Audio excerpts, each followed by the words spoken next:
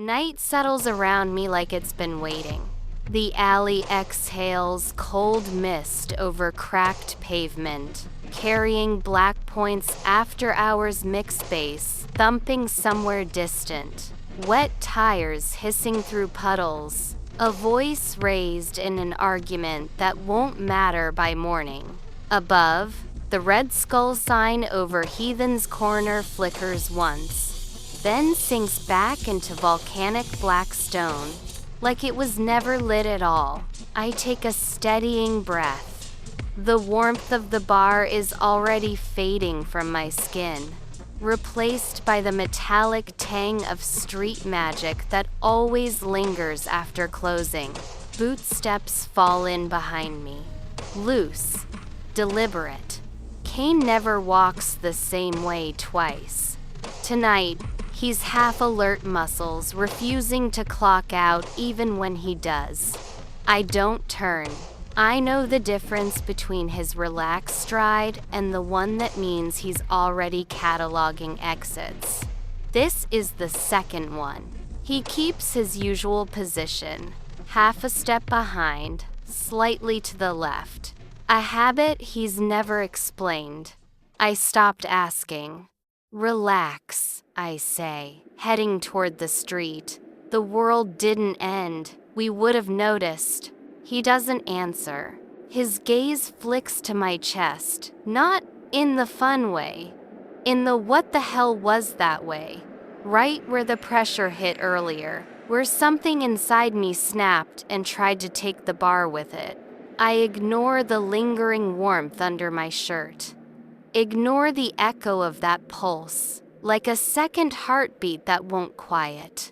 My throat aches hollow. My donors are asleep by now, tucked into their mortal routines. No warm vein, no late-night top-up, just the bottle waiting in my fridge. I'm fine, I add. Didn't ask, he mutters. Technically true. Still a lie. We step into Blackpoint proper. Neon washes the street in violent color acid pinks. Venom greens, electric blues smeared across wet pavement. Bodies move through it like punctuation marks. Witches trailing faint smoke. Vampires draped along fire escapes. Demons idling at the curb with engines rumbling low. Blackpoint at night is a bad decision, dressed up pretty. I love it anyway. Bone folk linger where the light thins still shapes at alley mouths, by boarded storefronts. Most people pretend not to see them. I've learned to clock them and move on. Kayn doesn't. His attention sweeps the street in, clean passes, people, exits, magic spikes. A group of unregistered demons catches his stare and suddenly remembers they're late for something. Even out here, Heathen's reputation walks with him. You're quiet, I say. Run out of ominous one-liners? His mouth twitches, almost a smile. Nothing about that was funny.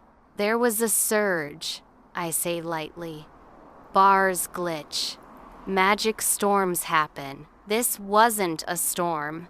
His eyes dip again. It started in you.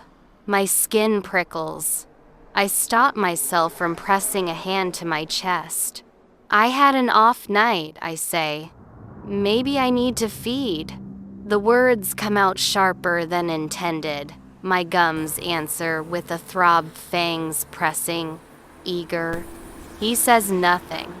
We cross a stretch of rainwater. My boot splashes too close to the edge. I glance down. For a blink, I don't see me. The reflection fractures light and shadow, slicing it apart. Hair whipping in a windless night. Eyes burning too bright. Something taller behind me, wearing my silhouette like a second skin. And above it points. A crown, or a glitch, or nothing at all. My stomach drops. Fear reflex, my fangs punch down before I can stop them. Then the water stills. Just me. Platinum hair, black jacket, neon behaving again. Eve. Kayn's voice snaps sharp. Static crawls over my skin, the same shift I felt in the bar. He feels it too. Demons always do. Relax. I try. It comes out thin. He steps closer, hand hovering near my elbow. What did you see? Street water, I say, already moving.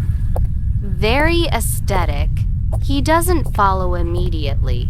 Evening. He uses my full name. He only does that when it matters. I keep walking. He catches up closer now, sleeve brushing mine like he's checking I'm solid. You're okay, he says. If I say no, you'll drag me back and chain me to a bar stool. Tempting. So I'm okay. We turn onto my block. 2 teenagers pass us, one witch, one wolf, arguing loudly. He has to play Graveheart. The wolf insists. It's the law. Faust Skullheart. Tomorrow night. Yeah. I know. I've had my tickets for months, Frontier. Close enough to feel the amps in my bones. Saturn nearly lost her mind when I told her. One perfect night. That's the plan. My fangs ache at the thought of a packed venue full of heartbeats. I shove it down. You tensed, Kayn says, like someone just mentioned an ex. He's not an ex. I pause, realizing what I just admitted. Shut up. The corner of his mouth ticks before he reins it in. My building squats between a pawn shop and a laundromat. Brick tired and ward stickers peeling from the door frame. Kayn scans the entry before holding the door. Habit, not necessity. Inside, the stairwell smells like dust and bad decisions. We climb in silence. You should skip the concert, he says on the landing. And Miss Faust, you're aging poorly. Too many unknowns. After tonight, I don't like you in that crowd. Neutral ground isn't neutral anymore, I say. You sound like my anxiety app. Your anxiety app doesn't mop up after magic events. I stop at my door. What do you want me to say? I ask. That I'm breaking reality? He studies me. For a start, he says quietly, you can tell me if you're scared. It lands too clean. Scared is bad for business, I say, unlocking the door. Try again. My apartment waits small, familiar. Faust posters layered along one wall like a shrine I refuse to acknowledge as one. Kayn stays in the hall. He only enters if I ask. For a moment, I think about it. He doesn't touch me. Just says, text me if anything shifts. Heart. Head. Mirrors. Mirrors, too? Humor me. He leaves. The door clicks shut behind him. Silence folds in. Hex emerges from under the couch, offended. I toe off my boots and head for the fridge. Hunger loud but controlled. Cold light spills over dark glass bottles. I grab one, twist the cap, and drink. Bottoms up. The blood is metallic and familiar, cold, thick, grounding. Not the real thing. Never is. It settles the hum enough to breathe. At the sink, water splashes my face. Behind it, clack, bone on stone. I spin. Empty kitchen. Hex watches me, unimpressed. Fantastic, I mutter. Phantom bone folk. At my desk, the lamp flares too bright, then snaps back. My shadow lags on the wall. Just a beat, then catches up. I freeze. From somewhere below the floorboards, clack. One joint, one sound. Bone folk don't belong in apartments. The air presses thick. Hex jumps onto the windowsill, staring out like she sees something I don't. I kill the lamp. Darkness rushes in. I change, crawl into bed. Hex curls against my legs. The city noise fades. Too quiet. Then I hear it, not a voice. A hum, threaded through my thoughts.